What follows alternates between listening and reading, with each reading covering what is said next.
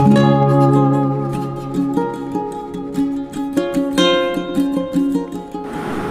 Morning friends, কেমন আছো সবাই? আশা করি খুবই ভালো আছো এবং সুস্থ আছো। আমিও আমার পরিবারও মোটামুটি ভালোই আছে, তোমাদের আশীর্বাদে ও ভালোবাসায়। তো SG শতাব্দীতে তোমাদের সকলকে অনেক অনেক স্বাগত। তো সকাল এখন খুব একটা সকালও না, এখন আমি ঠিক ঘড়িটা দেখিনি, হয়তো 9টা, সাড়ে আটটা কি 9টা এরকম হবে। তো এখন থেকে আমার ব্লগটা আজকে শুরু করলাম। তো ব্লগের শুরুতেই তোমাদেরকে জানাই আজকে হলো রথযাত্রা। তো তোমাদের সবাইকে রথযাত্রার অনেক অনেক শুভেচ্ছা। কিন্তু এই ভিডিওটা তোমরা পেতে পেতে রথযাত্রাটা চলে যাবে। তো যাই হোক, আমি যেহেতু রথযাত্রার দিনই ভিডিওটা করেছি, তার জন্য আমি আজকেই তোমাদেরকে রথযাত্রার শুভেচ্ছা জানাচ্ছি।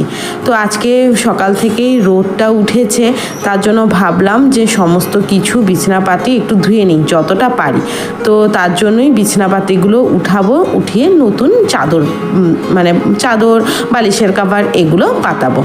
আর এই যে দেখো, তোমাদের কাছে আজকে একটা জিনিস শেয়ার করছি। এই যে আমার তোষকের উপরে যে এই যে দেখতে পাচ্ছ একটা মানে বেড কাভারের মতো উপরে, তো সেটা না একটা কাঁথার মতো, সেটা আমি বানিয়েছি।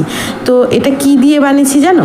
সেটা হলো যত পুরনো বেড কাভার ছিল আমার, বেডশিট বেড কাভার ছিল, সেগুলো ফেলে ফেলে পড়ে মানে হয়তো কোনোটা রং চটে গেছে বা একটু ছিঁড়ে গেছে, ফেসে গেছে। তো সেগুলো কি আর করব, মানে আর আগে না কি হতো, পুরনো কাপড় মানে দিয়ে বাসন নেওয়ার লোকগুলো আসতো, তো সেগুলো না এখন আর আসে না। তো তার জন্য কাপড় চোপড় থাকতে থাকতে না কি আর করব, জমে থাকে, চট করে ফেলে দিতেও ইচ্ছে করে না। তো তার জন্য আগে, এটা বহু বছর আগেই বানিয়েছিলাম। তো একবার কি করেছি, সমস্ত বেড কাভার এইভাবে নিয়ে মানে নিচে পাতিয়ে কাঁথার মতো সেলাই করে এখন তোষকের উপরে পাতিয়ে রেখে দিই। বেশ ভালো জানো তো বানাবার পর। হ্যাঁ, একটু ভারী, একটু রোদ্রে দিতে একটু কষ্ট হয় উঠিয়ে নিতে, কিন্তু মানে একটা সুবিধা কি আছে বলো তো, মানে কেউ যদি চট করে চলে আসে, তো এক্সট্রা তো কিছু আমার কাছে নেই। তো নিচে যদি ঘুমাবার কোনো মানে প্রয়োজন হয়, এখন পর্যন্ত সেরকম প্রয়োজন হয়নি যে কেউ আসলো আমাকে জায়গা নেই নিচে বিছানা করতে হবে, সেরকম আর হয়নি আর কি দরকার। কিন্তু যদি কোনো দিন হয় তাহলে অসুবিধা নেই, গরমের দিনে তো একদমই অসুবিধা নেই, সেটা পাতিয়ে আমি নিচে অনায়াসে শুতে পারবো। হ্যাঁ, অন্তত আমরা ঘরের মানুষরা।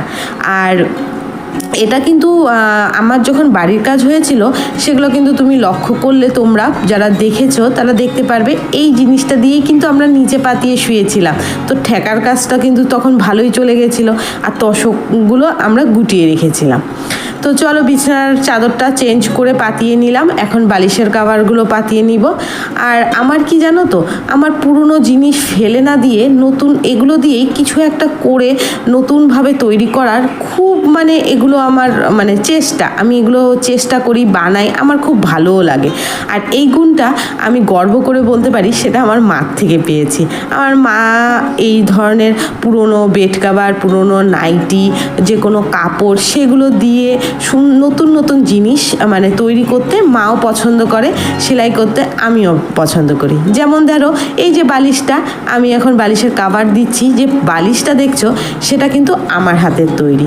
এই যে বালিশের যেটা বালিশটা তৈরি করেছি কাভারটা, সেটা হলো আমার পুরনো নাইটি ছিল, খুব মানে ভারী একটা মোটা নাইটি ছিল, কাপড়টাও খুব শক্ত ছিল।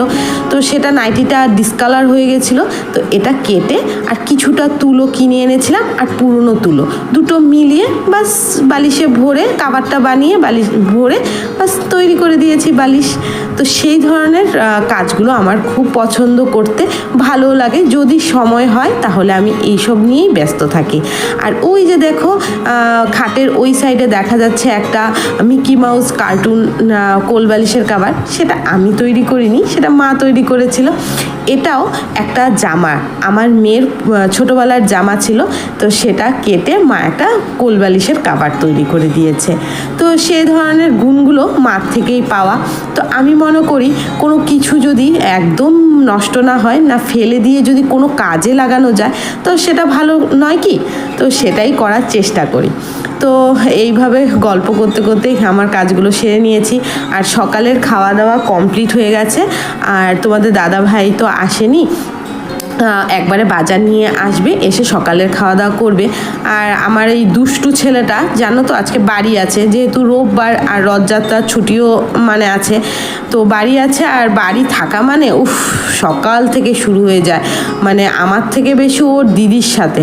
আর ওই ঘরে ওর দিদি পড়াশোনা করছে, তো ও কি আর শান্তি দিচ্ছে, একটু পর পর যন্ত্রণা। আর এই যে দেখো, এই যে দুষ্টুটা। হ্যাঁ, তো চলো, এই ঘরটা তো হয়েই গেল পরিষ্কার করা, আর ওই ঘরটাও এখন ধরবো। তো ওই ঘরটা মেয়ে আর কি পড়াশোনা করছে, তো ওকে বলবো এই ঘরে আয়, তার আমি ওই ঘরের চাদরটা চেঞ্জ করে নিই। তো মেয়েকে বললাম যা তুই ওই ঘরে যা, আমিও এটাও চেঞ্জ করে নিচ্ছি। তো একবারেই দুটা বিছানার চাদর ভিজিয়ে দিব, ধোয়াও হয়ে যাবে। যেহেতু আজকে রোদ উঠেছে, তো মনে তো অনেক কিছু ভেবে রেখেছি, এটা ধুবো ওটা ধুবো, কত কিছু ধুবো। তো কতটা যে ধুতে পারবো তা জানি না, শরীরটাও তেমন একটা মানে ঠিক নেই আর কি। তো এই হলো কথা। তো এই বিছানার চাদরটাও উঠিয়ে নিচ্ছি একেবারে, কারণ দুদিন পর মেয়ের সাথে হসপিটালে দৌড়াদৌড়ি করতে হবে। তোমরা তো জানোই, যারা আমার আগের ভিডিও দেখেছো, মেয়ের অপারেশনের জন্য। তো আর দুদিন পর মেয়েকে ভর্তি করাতে হবে, তো আমাকেই যাওয়া আসা করে ছুটতে হবে। তো আর এই দিকে ছুটতে ছুটতে না বাড়ির কাজকর্ম ঠিকমতো, বাড়িঘর পরিষ্কার, বাড়িঘর পরিষ্কার পরিচ্ছন্ন ঠিকমতো করে মানে হয়ে উঠবে না। তার জন্য ভাবছি যে রোদটা যখন উঠেছে, যতটা পারি ধোয়া পাকলাগুলো করে নিই, যতটা পারি পরিষ্কার করে নিই। আর আরেকটা জিনিস বলছি তোমাদের, এই যে এই বিছানার তোষকের উপরেও যে দেখছো, কতটা বুঝতে পারছো জানি না, সেটাও আমি তৈরি করেছি। সেটা কি দিয়ে তৈরি করেছি জানো? সেটা হলো গায়ের যে গরম চাদরগুলো হয়, ঠান্ডার দিনে আমরা চাদর নেই, সেই চাদরগুলো দিয়ে। এই চাদরগুলো যেগুলো ডিসকালার হয়ে গেছে, আর পরতে ইচ্ছে করছে না, তো অনেকটা রয়ে গেছিলো মানে আর কি, তো সেগুলো ফেলে দিব, ইচ্ছে করে না, আর কি কাজে লাগাবো, একটু ভারী। তো সেগুলো পেতে পেতে কাঁথার মতো সেলাই করে নিয়েছি। বেশ একটা কাঁথার মতো হয়ে গেছে, নিচেও পাতিয়ে বসানো যায়। আর এটা এখানে তোষকের ঠিক এই খাটের মাপেই মানে হয়ে গেছে দেখলাম, মাপ মতো। তো তার জন্য এই খাটে তোষকের উপরে এটা পেতে দিয়েছি।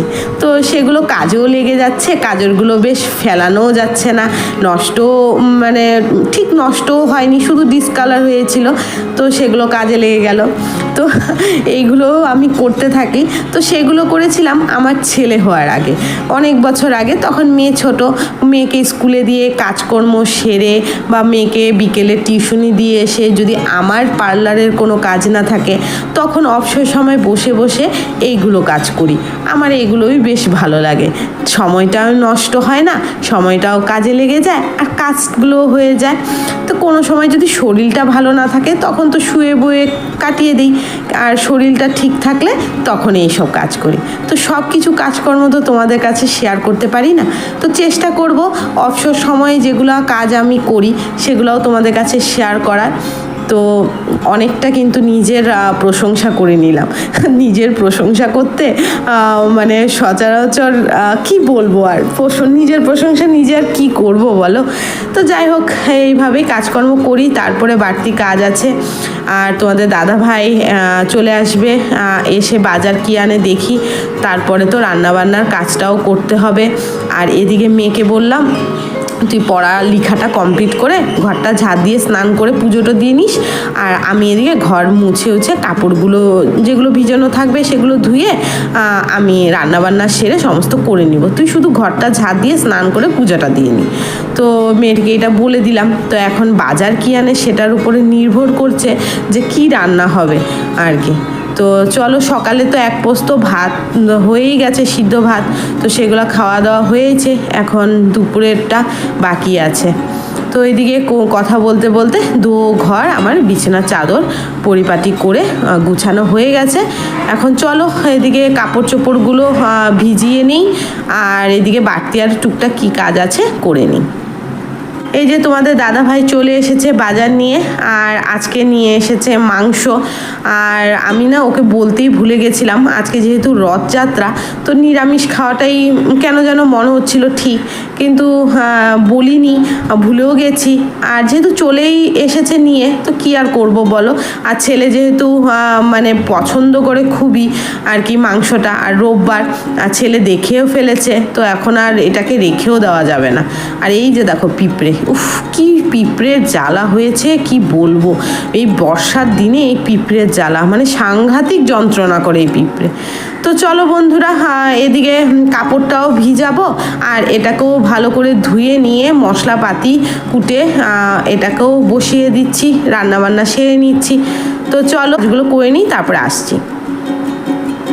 এই যে বসিয়ে দিলাম, আর একদম কিন্তু সমস্ত কিছু বেটে উঠে দেইনি, শুধু মানে কি বলবো, রসুন আর আদা আর কাঁচা লঙ্কাটা একটু মিক্সিতে পেস্ট করে নিয়েছি, আর সমস্ত কিছু একদম গোটা গোটা হাতে মেখে বসিয়ে দিলাম। এখন সামান্য জল দিয়ে ঢেকে হালকা একটু সিদ্ধ করে নিব, তারপর গিয়ে মানে তারপরে সাঁতলিয়ে মাংসটা করে নিব।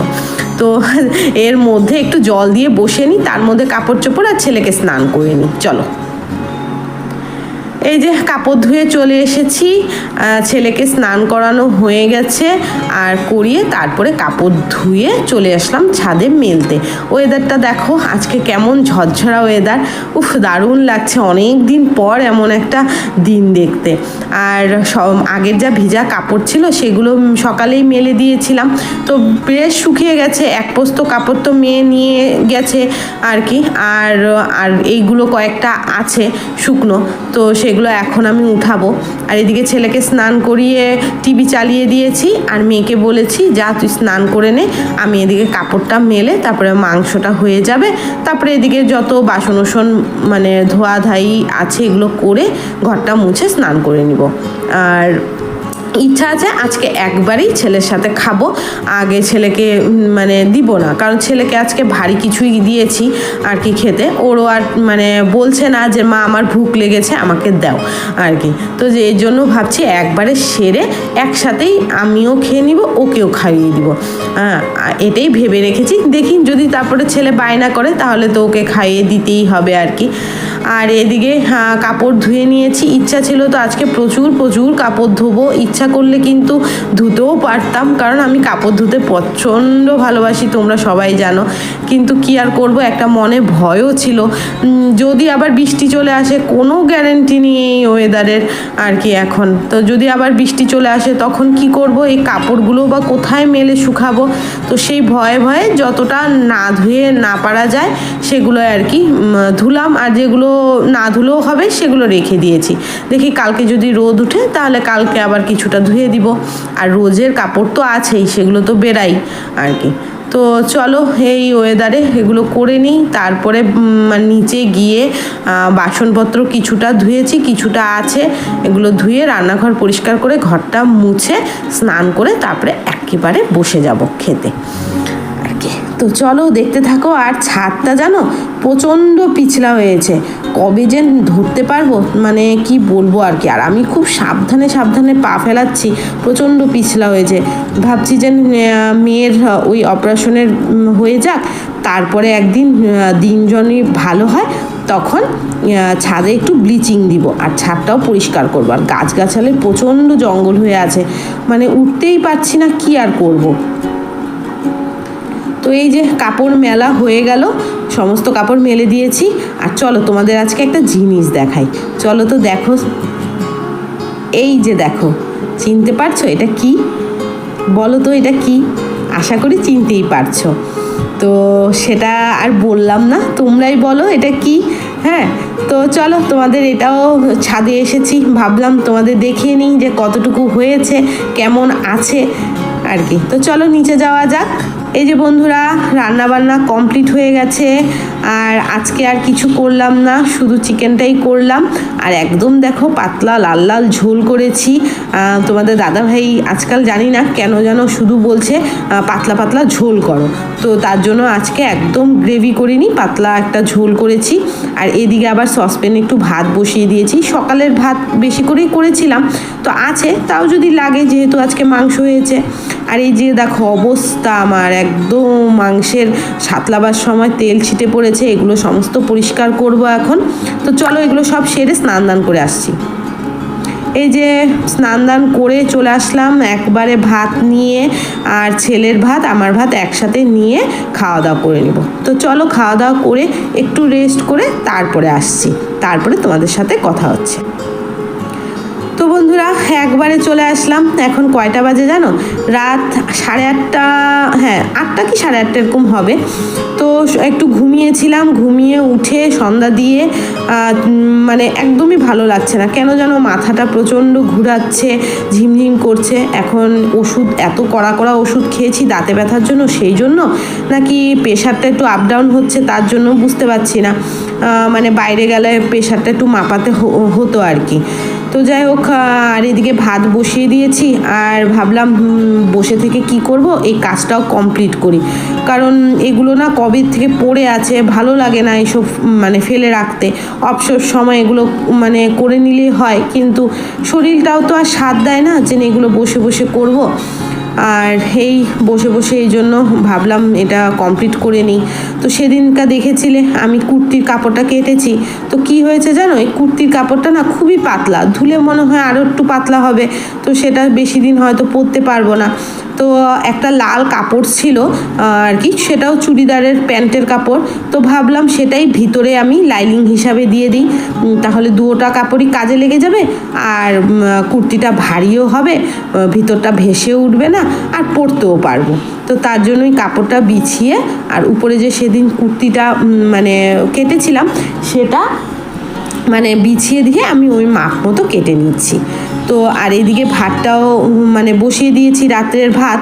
মেয়ে বলেছিল রুটি খাবে, কিন্তু কি বলো তো, মেয়ে বলেছিল মা আমি আটা ওটা মেখে দিচ্ছি, রুটি করো, কিন্তু শরীরে আর দিচ্ছে না। বললাম যে মা চল ভাতই খেয়ে নে অল্প করে, আর শরীরে আজকে দিচ্ছে না।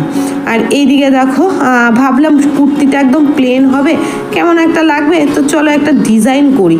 তো কি করব ভেবে এই কাপড়ের টুকরাটা মাঠ থেকে এনেছিলাম, তো সেটা দিয়েই ভাবছি একটু সামনে দিয়ে পট্টি দিয়ে একটা ডিজাইন তৈরি করব। তো সেই ভেবেই একটু কাটছি, জানি না কেমন মানে ফুটাতে পারবো। তো এই যে দেখো এরকম একটা ডিজাইন তৈরি করব ভাবলাম। তো চলো কুটি হয়ে গেল আমার কুর্তির। তো এখন এগুলো গুটিয়ে ঘর দোরগুলো একটু পরিষ্কার করে তারপরে এখানেই সমস্ত কিছু ভাত তরকারি নিয়ে এসে খাওয়া দাওয়াটা করে নিব, কারণ কালকে আবার স্কুল আছে, উঠতে হবে। তো চলো খাওয়া দাওয়া করে আসি। এই যে বন্ধুরা খাওয়া দাওয়া করে বিছানাপত্র করে উঠে গেলাম, আর এই যে গ্রুপের একটু কাজ ছিল, টাকা হিসাব করার ছিল, সেগুলোও করে নিয়েছি। তো এই যে ছেলেকে শোয়াবো, আমিও ঘুমাবো, আর শরীরটা প্রচণ্ড খারাপ লাগছে, ঘুম চোখ একদম মানে কী যে করছে। তো চলো আজকের ব্লগটা এখানেই শেষ করছি। তোমরা সবাই অনেক অনেক ভালো থেকো, সুস্থ থেকো। চলে আসবো আবার নতুন নতুন ব্লগ নিয়ে নতুন সকালে। তো আজকের মতো গুড নাইট, টাটা।